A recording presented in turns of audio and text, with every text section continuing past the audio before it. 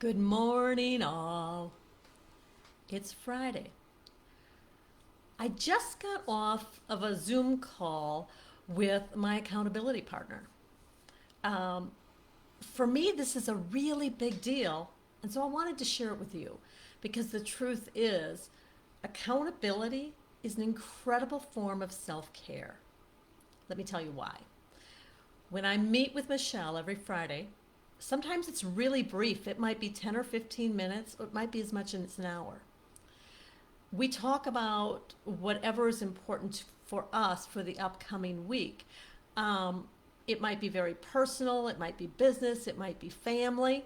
It's kept confidential between the two of us. But what happens is that because I know I'm going to speak with her on Friday morning, it reminds me, am I doing this? There's no assignments. She doesn't tell me you have to do this. You ought to do that. During our conversation, we talk about what each of us would prefer, what will help us to feel better, depending on the situation we're talking about. For instance, for me personally, I have chosen to drink less coffee and to drink more water. There are a variety of reasons for that, and generally I drink enough water to float my own lake. But lately I'd been drinking much more coffee than I wanted. So, because I know I'm going to speak with Michelle every Friday, I might be quite deliberate. If I choose to pour a third cup of coffee, how do I feel about that?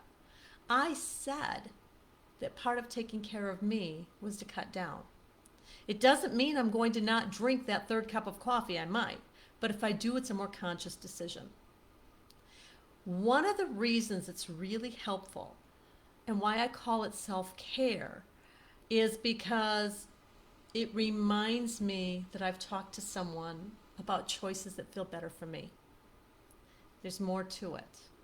When we engage in accountability with someone, it can be as frequent as you like. It reminds us that someone cares about us. That's huge. That huge. It also reminds us that we care about someone else.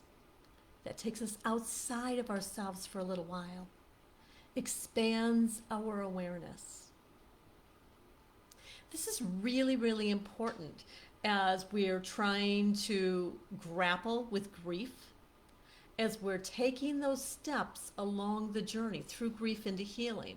Much of it is reminding ourselves that we have value.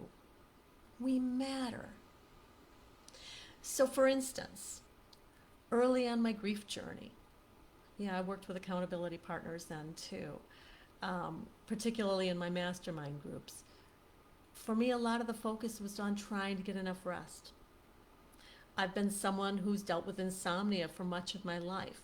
So we would talk about, all right, the goal is to sleep this many hours a night. If that doesn't happen, what else are you going to do to rest your body and relax your mind? If that isn't feeling right, what can you do? What feels better? This supported me because it reminded me that these people really cared about me and whether I got enough rest. Meeting with them reminded me how important I was to them. And gosh, when your confidence takes a hit, that's huge. But it also reminded me how important they were to me. This, of course, elicited wonderful feelings of gratitude because they were in my life. They mattered. They showed up. Now, you might want to set an accountability partner for, and it can be one, it could be seven, I don't know. You find the number that's right for you. It might be someone you check in with every day. Hey, let's take a walk together. Maybe you have a phone call in the morning. Maybe you have a phone call later in the afternoon. Or maybe you watch a television program together and you're both on the phone at the same time. Maybe you've agreed that you're going to take a little walk by yourself because they might be somewhere else or simply they can't walk with you.